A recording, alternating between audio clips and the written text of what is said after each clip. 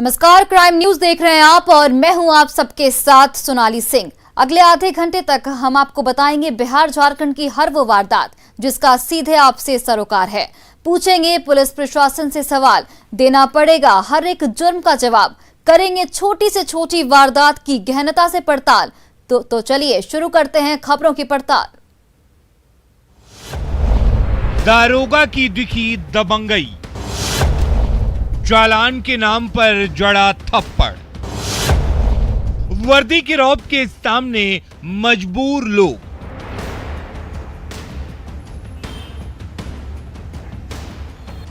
भागलपुर की SP madam, आपकी police कितनी पब्लिक फ्रेंडली है, जरा आप भी देख लें।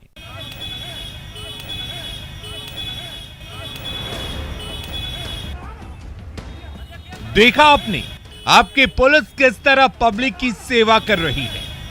लानत है ऐसे खाकीधारी पर जो वर्दी की रौब में इतने अंधे हो गए हैं कि बेकसूर लोगों को कानून का खौफ दिखाकर थप्पड़ रशीद कर रहे हैं।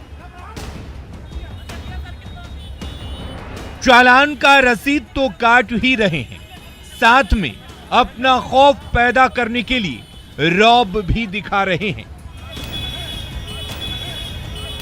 दारोगा जी की करतूत तो आपने देख ली, अब इनका परिचय भी जान लीजिए। नाम नारायण राम, पोस्ट एसआई, स्थान कोतवाली थाना भागलपुर, और काम वाहन चेकिंग करना और थप्पड़ मारना। जिनके कंधे पर क्राइम कंट्रोल की जिम्मेवारी है वही क्राइम कर रहे हैं। इस जनाब से अपराधी तो नहीं पकड़े जा रहे हैं, लेकिन ये आम लोगों पर अपनी दादागिरी दिखा रहे हैं, उन्हें थप्पड़ मार रहे हैं और लोगों में दहशत फैला रहे हैं। ये थप्पड़ मारने वाला वीडियो भागलपुर से सामने आया है, जहां कोतवाली थाना के एसआई नारायण राम जी को वाहन चेकिंग का काम दिया गया था और रसीद काटने का भी, लेकिन ये जनाब थप्पड़ रसीद करने लगे और वाहन चेक करते हुए खुद को कानून से भी ऊपर समझने लगे। साथ ही लोगों को न्याय ऑन द स्पॉट देने लगे। एसआई नारायण राम का धौंस इतना कि लोग उनके पैरों में गिरने लगे और हाथ जोड़कर माफी मांगने लगे। जबरदस्ती अथी करके अथी की है। हाँ। हेलमेट खोले बस पहने हमने लगाता है थी, और खोले और पहले मेरे पास हेलमेट जबरदस्ती कैसे कर रहा है। मारे भी हमारे हैं काहे अभी मांग रहे हैं कि हमारे पास कुछ है ना, जब प्रूफ दिखाते हैं तो हमको मार रहे हैं। ऐसा नहीं कि एसआई नारायण राम की इनायत बस इन जनाब के साथ थी, वहां से गुजरने वाले हर शख्स के साथ यही व्यवहार था। एक बुजुर्ग डॉक्टर नसीम अख्तर जो खुद को वैज्ञानिक बता रहे थे, उनसे भी नारायण राम ने सामान्य नजरे करम रखा और बेचारी डॉक्टर नसीम अख्तर एसआई नारायण राम की हरकत से क्रोध में आ गए और क्या बोले वो आप भी सुन लें। इस भारत के सबसे टॉप साइंटिस्ट को 7 अवार्ड लिया, जापान में अवार्ड लिया है, and this man has did like this. काहे I will show you. Johar Tabakar, the top IAS officer, is sitting 3 hours every day with me, Baka. Mr. Gupta जी, क्यों आपके साथ ऐसा क्यों किया गया? सिर्फ हेलमेट नहीं है, उनको अधिकार हाथ उठाने का दिया है। हम बाबू आपका नौकरी चला जाएगा शाम तक। एसआई नारायण राम ने सरेआम थप्पड़ मारे। उनकी इस हरकत को सब लोगों ने देखा, लेकिन जब उनसे इस मामले के बारे में पूछा गया तो वो कितनी शराफत से अपनी बातों को बता रहे हैं, वो भी आप सुन लें। तो यही है कि हेलमेट जिसको नहीं रहता है उसको हेलमेट रोकते हैं। हेलमेट है सर, उसके मेरे बाद मतलब कागज देखते हैं, है ना। उसी पर फाइन होता है, हेलमेट और कागज का। मारपीट क्यों कर रहे हैं? मारपीट नहीं करते मारे हैं। हमको तो अभी मारे हैं तुरंत। अभी मारे हैं। बोलता है, गाड़ी तुरंत मारे पकड़ने हैं। जो तुरंत गाड़ी मारे पकड़ाया हैं। है यही छुड़वाने के लिए ये झूठ बोलता है। तुरंत मारे हैं। अभी आपके सामने आदमी हाँ, दिख वो रहा भी है। उसके इससे पूछिए साथ भी कोई पूछिए दुर्व्यवहार सर। मैं नहीं किया हूँ। सर, पूछिए, उनको मारे हैं, तो बाइज्जत- थप्पड़ से मारे हैं। बाइज्जत गाड़ी को रोके और मतलब कहे कि आप पूछिए, मारे हैं। हेलमेट हमारे नहीं साथ में पहने थे। खैर, हमने तो खबर दिखा दी। एसपी मैडम जो भी सच्चाई थी वो आप तक पहुंचा दी, और आप इसमें क्या कार्रवाई करती हैं वो देखने वाली बात होगी, क्योंकि अभी हाल में ही एक कोतवाली पुलिस का चेकिंग के दौरान वसूली करते वीडियो वायरल हुआ था। उस पर भी अभी तक कोई कार्रवाई नहीं हुई है। सवाल ये उठता है एसपी मैडम कि अगर वो लोग हेलमेट नहीं पहने थे तो उन पर चालान करना था या वार्निंग देना था, लेकिन थप्पड़ मारना कितना जायज था, ये आप इंसाफ कीजिए। न्यूज़ 18 के लिए भागलपुर से आशीष रंजन की रिपोर्ट। तो अगर आप भी भागलपुर में रहते हैं, वो भी कोतवाली थाना इलाके में, तो ये खबर आपको जरूर देखनी चाहिए, क्योंकि आपके इलाके में एक थप्पड़ मार दारोगा रहता है जो चालान के रसीद के साथ साथ थप्पड़ की भी रसीद काटता है। तो चलिए बढ़ते हैं आगे। ज्योति ने बेहद ही शातिर तरीके से अपने पति अमित की हत्या की साजिश की थी। आशिक ने उस प्लान को अंजाम दिया था, लेकिन उसे ये पता नहीं था कि जाको राखे साइयां मार सके ना कोई। ये रिपोर्ट देखिए। सुहाग को मिटाने की साजिश, आशिक ने भी जुर्म में दिया साथ। हमले में बाल बाल बचा पति, बेवफा बीवी और आशिक बेनकाब।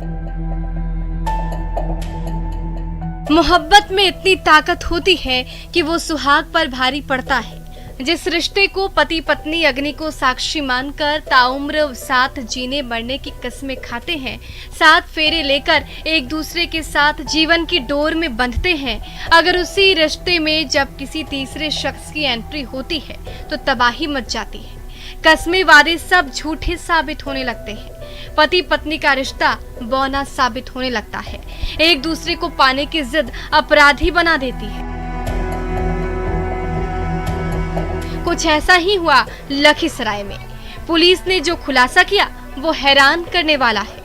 दिनांक 12/7/21 को रामगढ़ चौक थाना अंतर्गत बेरौरा गांव के पास राकेश ऑटो आटा मिल के पास एक ऑटो में सवार व्यक्ति अमित कुमार पिता सुरेश मंडल निवासी ओझवा पोखर कवैया थाना अंतर्गत, वो टेम्पू से घर से अपने रामगढ़ स्थित सैनिटरी ऑफिस में जहां वो काम करते थे टेम्पू से आ रहे थे। उसी क्रम में बेरौरा के पास 2 अज्ञात मोटरसाइकिल द्वारा ओवरटेक करके उनको नज़दीक से गोली मारा गया और गोली मार के दोनों सिकंदरा रामगढ़ की तरफ भाग गए। सुना आपने, अपराधियों ने गोली तो मारी थी, लेकिन वो अपने मंसूबे में कामयाब नहीं हुए। कहते हैं ना कि जाको राखे साइयां मार सके ना कोई। गोली लगने के बाद भी अमित बच गया। उसके बाद शुरू हुई पुलिसिया तफ्तीश। पुलिस ने जब सीसीटीवी फुटेज खंगालना शुरू किया तो एक ऐसा सुराग हाथ लगा जो पुलिस को सीधे अपराधियों तक पहुंचा दिया। उसके बाद पता चला कि पति अमित की हत्या की साजिश किसी और ने नहीं बल्कि अमित की पत्नी ज्योति ने रची थी, वो भी अपने आशिक के साथ मिलकर। अनुसंधान के क्रम में टेक्निकल सर्विलांस और सीसीटीवी फुटेज को जब खंगाला गया तो उसमें जो अमित है उसकी पत्नी ज्योति का ही इन्वॉल्वमेंट लगा। ज्योति अपने उसका एक प्रेमी है गोरेलाल कुमार जो सातों महतो का बेटा है और डीबर गुलेरिया एनटीपीसी थाना पटना का रहने वाला है। उससे काफ़ी उसकी बातचीत थी और उसी के साथ प्लानिंग बना के कि इसको गोली से मार देने के बाद रास्ता से कांटा हट जाएगा और हम लोग शादी कर लेंगे। अमित ज्योति और गोरेलाल के प्यार के बीच पत्थर बनकर खड़ा था। इसके जीते जी ज्योति दूसरी शादी नहीं कर सकती थी। जिसे हटाने की साजिश दोनों ने मिलकर रची और इसे अंजाम तक पहुंचाने के लिए प्रेमी निकल भी गया, लेकिन वो नाकाम साबित हुआ और पहुंच गया सलाखों के पीछे। इसमें 3 लोग और भी शामिल हैं, जिसकी गिरफ्तारी के लिए पुलिस छापेमारी कर रही है। इस घटनाक्रम में जो गोरेलाल है और ज्योति का साथ 3 और अपराधी कर्मियों द्वारा दिया गया है, जिसका पहचान हो गया है और उसकी उसको अरेस्टिंग के लिए हम लोग रेड कर रहे हैं और साथ ही जो हथियार यूज हुआ था उसकी बरामदगी के लिए भी छापेमारी चल रही है। जब आरोपी प्रेमी गोरेलाल कुमार को पुलिस ने पटना जिले के एनटीपीसी थाना क्षेत्र से गिरफ्तार किया तो प्यार को पाने के लिए रची गई पूरी पटकथा का पर्दाफाश हो गया। उसको फिर मार करके हम दोनों फिर शादी कर लेंगे। मतलब पति को मार कर उसके बाद फिर तुम अपने प्रेमी से शादी करती है? घटना से सर बोले हम शादी करेंगे। पटना से ही आए थे तुम लोग? हम नहीं, पटना से नहीं आए। तब बात से गोली तुम ही मारे थे? नहीं सर। तब और कौन लोग था? मेरा दोस्त था। कितने लोग थे तुम लोग? 4 आदमी। 4 आदमी सब पटना जिला का? हाँ नहीं सर, 2 लखीसराय। आशिक और माशूका ने अपना जुर्म कबूल कर लिया। दोनों सलाखों के पीछे हैं। इन्हें ये नहीं पता था कि प्यार के लिए जो रास्ता दोनों ने अख्तियार किया था जन्नत नहीं सलाखों तक जाता है।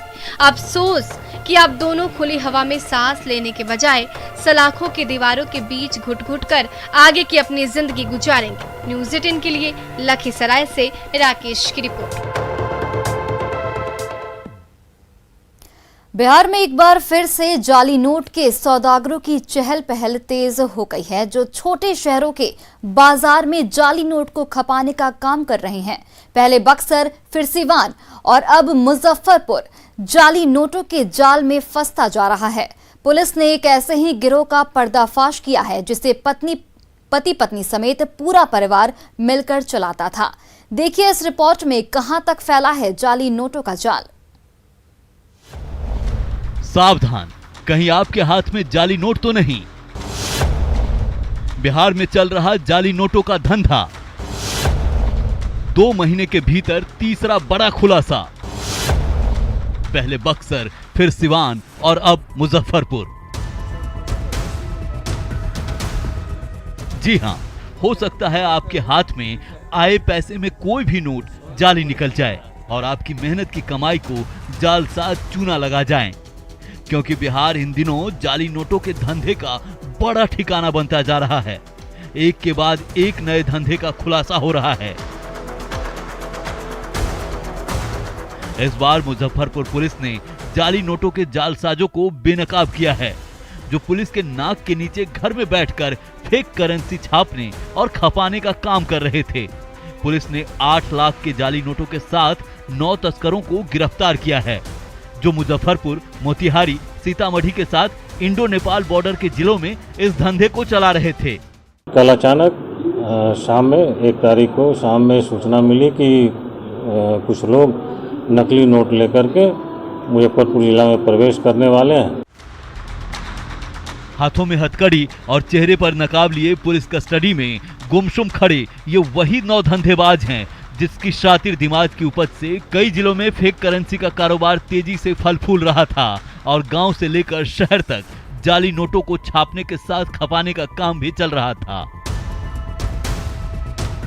इस बीच पुलिस को भनक मिली कि शहर में जाली नोटों का कारोबार चल रहा है। पुलिस ने जाल बिछाना शुरू किया, जिसमें वाहन चेकिंग के दौरान मोतीपुर इलाके में पुलिस ने जब स्कॉर्पियो सवार लोगों को रोककर तलाशी ली तो नकली नोट बरामद हुआ है।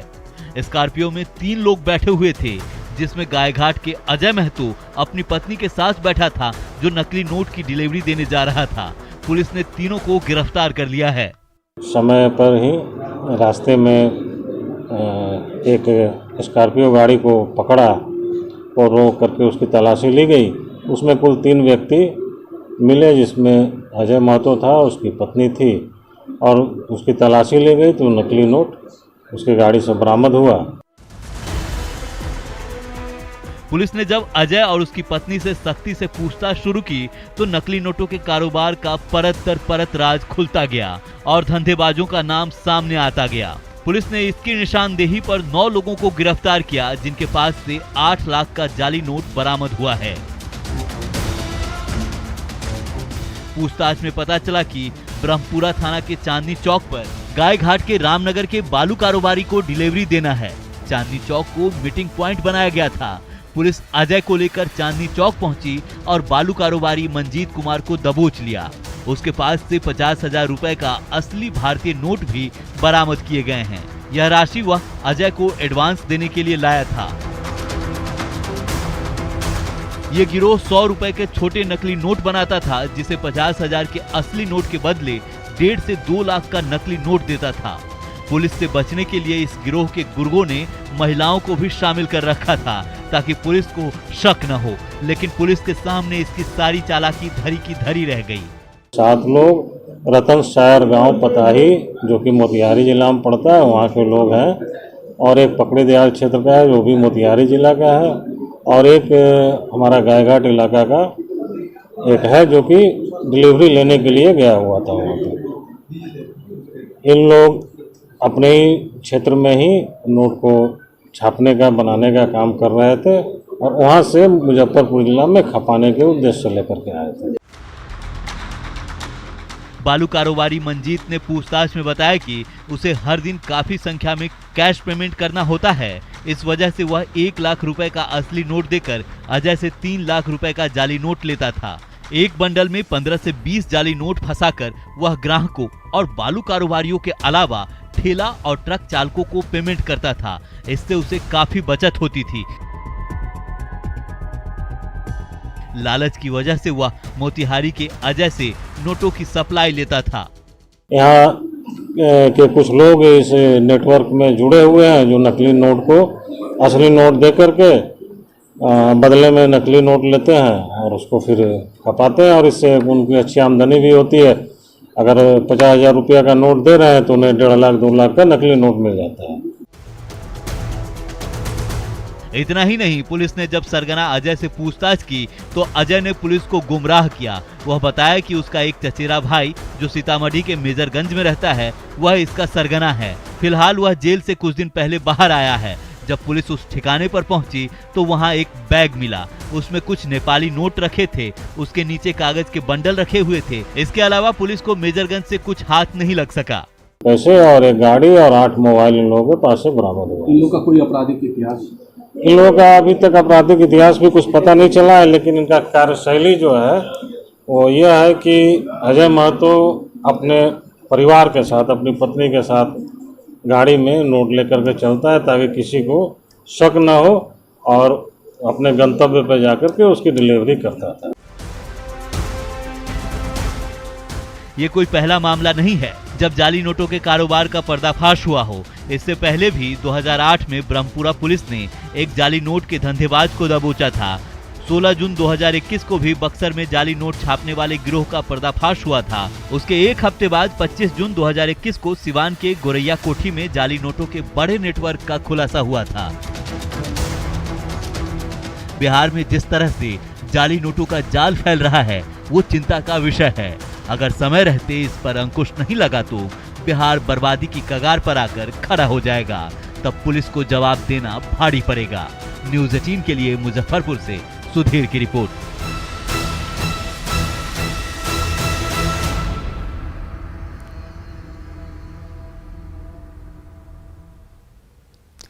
गया से पढ़ने चीन गए होनहार लाल की हत्या कर दी गई। जब से चीन से ये मनहूस खबर सामने आई है, परिजनों पर गमों का पहाड़ टूट गया है। अब परिजनों को अपने लाल के पार्थिव शरीर का इंतजार है।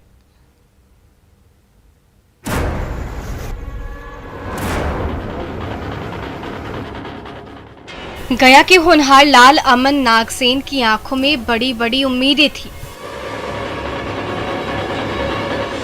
2 साल पहले जब माता पिता को अलविदा कहकर वो हजारों मील दूर चीन के सफर पर निकला था, तो उसे पता था कि उसकी मंजिल अभी बहुत दूर है।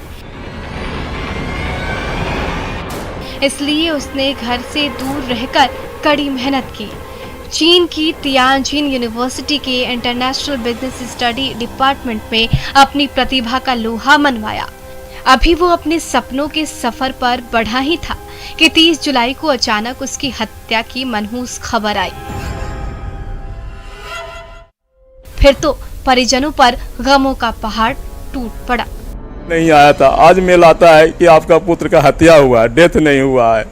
तो इसलिए हम तो चाहते हैं कि जितने भारत के और भी छात्र पढ़ते हैं उनके माता पिता से मैं अनुरोध करता हूं कि वो भारत सरकार से मांग करे कि हमारे पुत्र को भारत सरकार जल्द से जल्द पार्थिव शरीर लाए। तरह जैसे मेरे भाई को हुआ, अगर किसी और के साथ ऐसा होगा, कौन माँ बाप चाहेगा कि अपने बच्चों को हम विदेश में भेजे पढ़ने के लिए।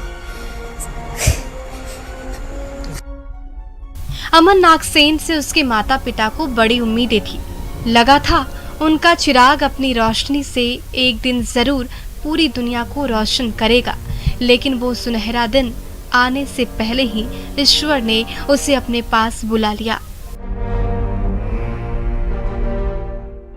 आखिर ऊपर वाले ने उसके साथ ऐसा क्रूर मजाक क्यों किया? ऐसा क्या हो गया कि पढ़ने के लिए चीन गए लाल को अपनी जान गंवानी पड़ी? ऐसे ढेर सारे सवाल अभी और हैं जो अमन के परिजनों को रह कर परेशान कर रहे हैं। पढ़ने के लिए भेजे थे कि हमारा बेटा अच्छा बने, कुछ काम करेगा, देश के लिए कुछ विकास करेगा, लेकिन मेरा बेटा तो वहीं विकास हो गया।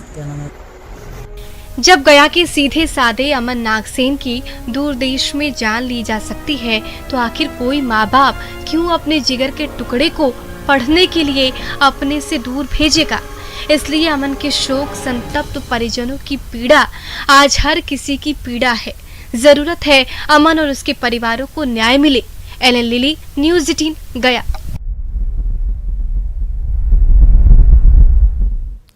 दानापुर के फुलवारी शरीफ में पटना एम्स में एमटीएस के पद पर कार्यरत पंकज कुमार को पुलिस ने गिरफ्तार कर लिया है।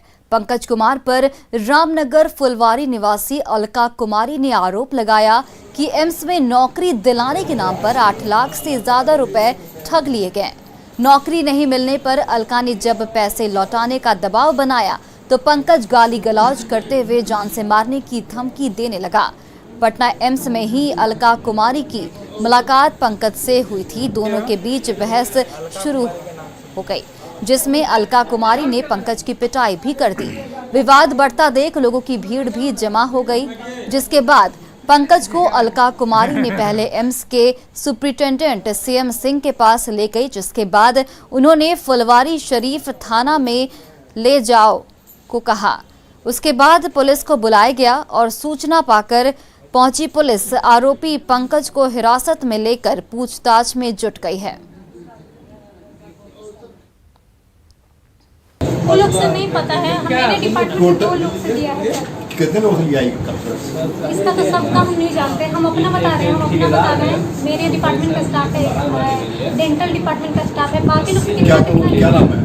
काम के लिए काम के लिए नहीं बाहर एम्स में बोल रही है। एम्स में वहीं पे ड्यूटी करते हैं, हम भी वहीं पे पहले ड्यूटी करते थे। कितना लिए सर? आओ पैसा दिए हैं, आधा दिए हैं, आधा बाकी है सर। 1,60,000 दे दिए हैं, 3 लाख रुपया बाकी।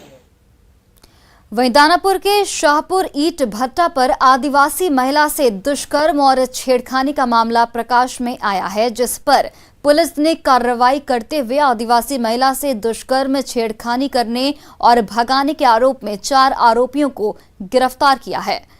शाहपुर थानाध्यक्ष सह प्रशिक्षु डीएसपी सुबोध कुमार ने बताया कि शाहपुर में संचालित ईट भट्टा पर 28 वर्षीय एक महिला के साथ दुष्कर्म, छेड़खानी करने और भट्टा पर से भागने के आरोप में 4 लोगों को गिरफ्तार किया गया है। पीड़ित महिला दिल्ली में रहती है। ईट भट्टा पर काम करने वाली रांची निवासी उसकी सहेली ने उसको बुलाया था। बीते 28 जुलाई को पीड़िता अपने 8 महीने के बच्चे को लेकर आई थी। पीड़िता ने बताया कि 30 जुलाई को सोनी के साथ रहने वाला शमशेर अंसारी ने जबरन दुष्कर्म किया और उसके बाद फरार हो गया। गिरफ्तार में जो मुख्य आरोपी हैं, जिन पर दुष्कर्म का आरोप लगाया गया है, उनको गिरफ्तार किया गया है। उसके अलावा अन्य में उनकी सहेली जो उनको यहाँ बुलवाई थी काम करने के लिए उनको, और ईंट भट्टा के जो मैनेजर और मुंशी हैं उनको गिरफ्तार किया गया है, जिस पे उनके द्वारा कुछ अलग आरोप लगे। और सिवान में चोरी की घटना सीसीटीवी कैमरे में कैद हो गई है। मैरवा में मेन रोड के पास एक स्टोर में ग्राहक बनकर चोर खरीदारी के लिए पहुंचा और मोबाइल चोरी कर फरार हो गया। चोरी की करतूत वहां लगे सीसीटीवी कैमरे में रिकॉर्ड हो गई। चोर इतना शातिर निकला कि जब काउंटर पर कोई स्टोर का कर्मचारी नहीं मौजूद था, उसी वक्त काउंटर से मोबाइल लेकर अपनी पॉकेट में रखकर फरार हो गया। और फिलहाल इस बुलेटिन में इतना ही। आप देखते रहिए न्यूज़ 18 बिहार झारखंड।